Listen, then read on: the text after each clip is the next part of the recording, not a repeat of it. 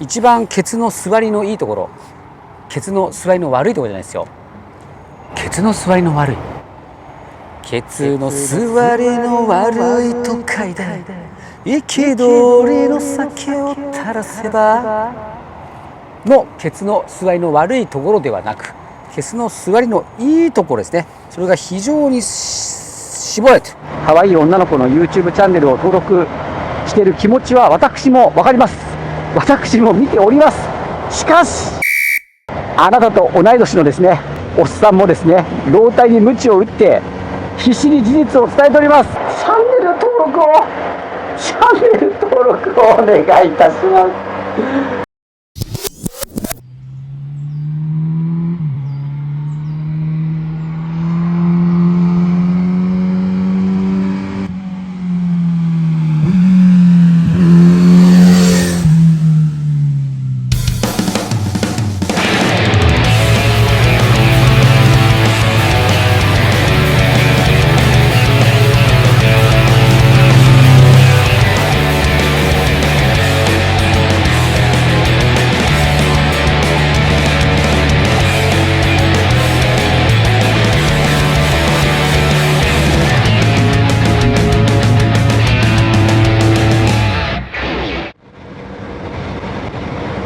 はい、それではですね Z900RS 高速インプレッションを始めたいと思います。まずはね、マサチャンネルの感覚ではなくね、事実をしっかりお伝えしたいと思います。まずね、トップギア6速ですね。6速の各スピードの回転数をお伝えします。まずね、このアナログ2連メーター、いやー、これね、わざわざコストかけて作ってると思うんですよ。すげー見やすい。80キロ3200回転、90キロ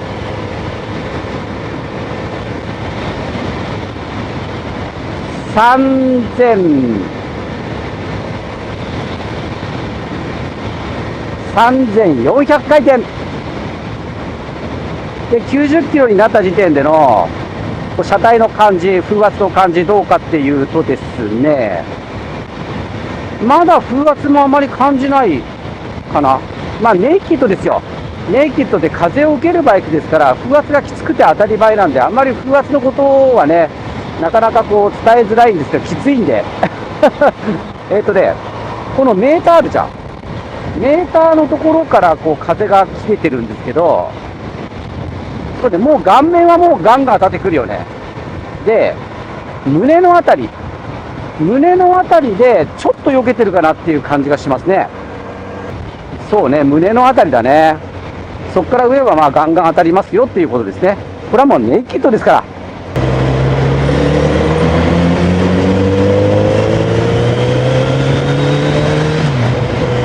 めっちゃいい音だよね。そして振動なんですけど、まあ90キロ3500回転約ね。まあほとんど感じないですけどね。足、あんま感じないけどね、手にね、なんとなくこう振動が伝わるかなっていう感じはありますね。じゃあ100キロは3800回転ぐらいかな。そうですね、やっぱり100キロになるとね、今日はフルフェイスじゃなくてジェットヘルなんで、壮大にねありますね、壮大に。じゃあ110で4200回転。これでね、明確に手に伝わってくる振動がありますね。でもね、足はあんまりね感じないんだな。振動来てるんでしょうけどね、そこまで感じないですね。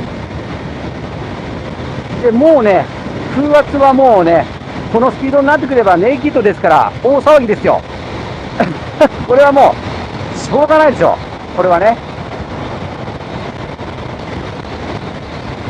ただこの微妙な前傾具合、本当背骨の角度で言ったら本当にね、2度、3度、4度、5度っていう感じの前傾ですけども、これのおかげでね、こう風にこう身を任せられるっていうかね、今まあ100キロぐらいですけど、このスピード域で路面ギャップとかね、その辺どうかっていうとね、こういうところ、継ぎ目。優しいね。非常に優しいです、継ぎ目。超えるときがね。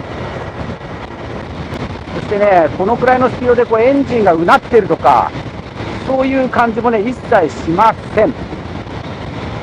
あんなにね、威勢がいい排気をしてたのに、あの領域になるとね、全然エンジン音気にならない。不思議だよね。まあ、風圧が勝っちゃってるでしょうね、この風切り音がね。むしろ80キロぐらいの方がエンジンを感じるね。意外とね、高速巡航どうだろうみたいなね、感じで考えてる方もいらっしゃると思うんですけれど、まあ、風圧ですからね、ネイキッドの場合には。そこさえ耐えられれば、僕の VFR800X、長距離ランナーですよ。すごいね、長距離行けるバイクなんですけど、それもね、100キロで4000回転なのね。あれも4気筒だけど。なので、ぶっちゃけ、Z900RS の方が、回転数が低いんじゃないかなっていうぐらいなもんなんですよね。だからエンジンに関しては、めったくそ余裕ってことです。まあ、そりゃそうだよね。VFR800X、僕が乗ってるやつね。V 型の後ろのシリンダーが膝のところにあって、高速巡航時でも結構熱さを感じるんだけど、この Z900RS はね、まあ普通かな。ふくらはぎのところに熱を感じるけど、これはまあ当たり前なんで、全く感じないってことはないですよね。だって股の間にね、こんだけでかいエンジンがバンバン燃えてるわけだから、ふくらはぎのあたりでほんのりね、熱さを感じますね。このね、110キロ領域で、じゃあずっと巡航できますかっていうとね、やっぱね、普段僕VFR800X 乗ってるから、やっぱ相当ちょっと大騒ぎな感じがするけど、まあいけなくはないと思う。やっぱりあれなんだろうね。120は、4700回転。まあ明確に、だいたいネイキッドは、ここが限界よね。このね、120キロがだいたい限界。ここで巡航はだいたい無理だね。なので、一瞬こう、追い越したりとか、そういった時に120出るかなっていうのは平気ですけど、じゃあ新東名の120キロずっと淡々といけますかって言ったらね、やっぱ俺だったらちょっとこういう感じになりたい。ちょっとこうタンクに手を置いたりとかして、ちょっと前傾になりたい感じだよね。そうじゃないと、かなりきついわ。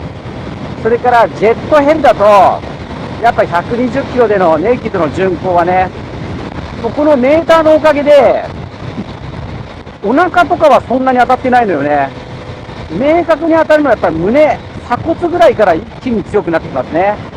もう顔面は、まあ当たり前だけど、それはもう大騒ぎですよ。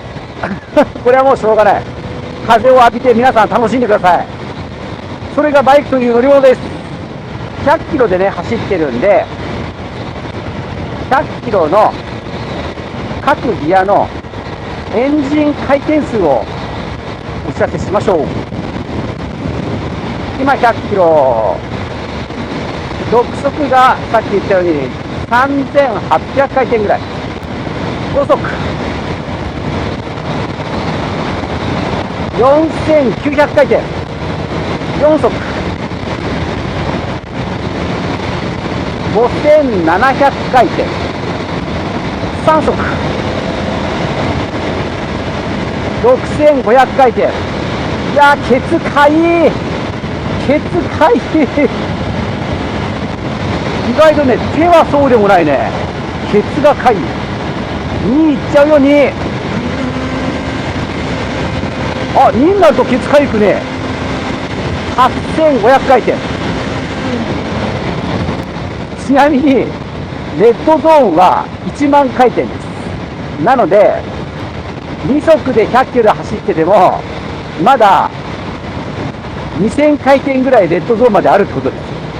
恐ろしい。恐ろしいバイクです。ではですね、6速のまま80キロまで落として120ぐらいまで加速しましょうか。はい、今80キロです。せーの、どうはい、120。鬼速えよ。もう一回。せーの。はい、120。鬼速いです。やばいです。これはもうシフトダウンしなくていいよね。もう怖くて無理だよ。シフトダウンなんかね、むしろする必要が、まあないでしょうね。高速道路で追い越し、例えばこうかけるじゃないですか。この時にこうシフトダウンしないとダメだとかっていうことは一切ないですよ。やっぱり恐ろしく速いね。結構グリップをギュッて握ってて、もう握力が疲れてるもん。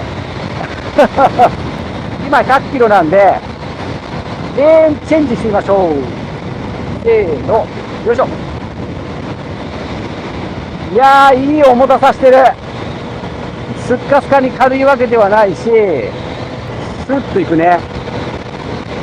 ただ適度に手応えがあるレーンチェンジです。ふわふわ軽いわけじゃないから、なので直進安定性もめちゃくちゃありますよ。もう一回。軽いね。でね、ここコーナーなんですけど、一応ね、ワインディングでインプレがあるんで、そっちで詳しく見てもらうといいと思いますけど、コーナーリングのね、寝た時の安定感がすごいわ。本当にね、安定してます。安定してる割には、寝かし込みが軽いんですよね。これが17、17の、まあ、川崎さんもね、すげえいいバランスで作ってると思うんだよね。もちろんね、ネイキッドが欲しいっておっしゃってる方はね、まあそんなに高速道路を長い距離で淡々と行くみたいなツーリングは考えてないと思うんですけどね。なので、そこさえクリアできれば、非常にね、いい相棒になると思います。しかもね、このふかふかシートですよ。よっぽど変な座り方しなければね、お尻は痛くなる確率が非常に低いと思います。ただね、これもね、足つき取り回しポジションチェックのところでやりますけど、こういう直立に近いバイクっていうのは、骨盤がしっかり立てられる人じゃないとお尻痛くなっちゃうんですよね。っていうのは直立だから、お尻にまともに重量がかかるわけじゃないですか。かつ、骨盤がこう寝て猫背で乗ってる人って、尾てい骨を直撃するんだな。なので、お尻の一箇所が痛くなっちゃう。骨盤を立てることで、お尻の柔らかいところをね、最大限利用できるんで、そういう乗り方ができる人は痛くならないと思います。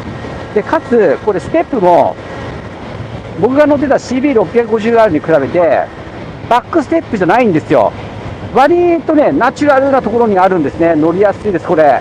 で、ってことはですよ、ステップでも踏ん張ることができるから、なので、ね、お尻が痛くなるっていうのはあんまないとは思うんですけどね。まあ、それも、ファーストタッチ総評燃費報告のところでね、今日1日6時間ぐらい乗った後のお尻がどうなってるかっていうのもお知らせいたします。Z900RS が欲しくてですね、偶然にもこの動画にたどり着いた皆様、おめえネイキッドってだから風なんか浴びて当たりねえじゃねえか、お前バカかよって思うかもしれないです。でもね、感覚ではなくて事実を伝えることがすごく大事だと僕は思ってるんですね。感覚って分かんないじゃん、人それぞれだからね。なのでね、エンジン回転数やら、この風圧の浴び方やら、その辺をね、しっかりお伝えしたと思います。そしてですね、Z900RS は、足つき取り回しポジションチェック、そしてワインディング、そしてこの高速道路ですね、それからファーストタッチ総評燃費報告と4つの動画に分かれております。概要欄にリンクしてございますので、見ていただきますと Z900RS に関してはほぼほぼ分かるんではないかなと思います。まだ見えない場合はですね、公開日になっておりません。公開日を待って見ていただきますとありがたいかなと思います。そしてこっからが重要なんだ。マサチャンネルはですね、皆様に事実を伝えるチャンネルでございます。YouTube のですね、わずかな広告収入がレンタルバイクの料金の足しになっております。非常に助かっております。ですのでですね、可愛い女の子の YouTube チャンネルを登録している気持ちは私も分かります。私も見ております。しかしあなたと同い年のですね、おっさんもですね、老体に鞭を打って必死に事実を伝えております。チャンネル登録をお願いいたします。それではこの後流れるチャンネル紹介動画をご覧になられてチャンネル登録をお願いします。それではマサチャンネルこれにてバイナリー。